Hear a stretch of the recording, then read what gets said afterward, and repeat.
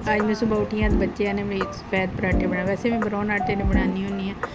तो सफ़ेद आटा फिर मैं पाया थोड़ा फाइन आटा, फिर थोड़ा जहा पाया उस नाम चक्की वाला आटा, फिर नमक सटिया, फिर चीनी पाई, फिर सूजी पाई, फिर तेल पाया। फिर मैं गुनना शुरू हो गया। गुन के फिर 5 मिनट रखिया। फिर मैं उसने पेड़े बनाए। पेड़े बना के फिर मैं उसने पर तेल लाया, बेल के तेल लाया, मतलब देसी घ्यो लाया। देसी घ्यो ला के फिर मैं उसकी बल दिते दे के फिर मैं आख्या कि ना सब जोड़ा वै वो पराठा बनावा। पराठा बना के बल वगैरह देने अच्छे पराठे बने, बच्चे पसंद करने। फिर मैं बना के फिर मैं तवे ते सुटिया सट के फिर मैं उन्हें पर तेल लाया चंगा जिहा। फिर मैं कम किया सालन रात वाला पिया सी, मैं गर्म कर लैनी आं। वो गर्म किया सालन, फिर नाल मैं अंडा भी नाल फ्राई कर लैनी आं, बच्चे खा लैसन।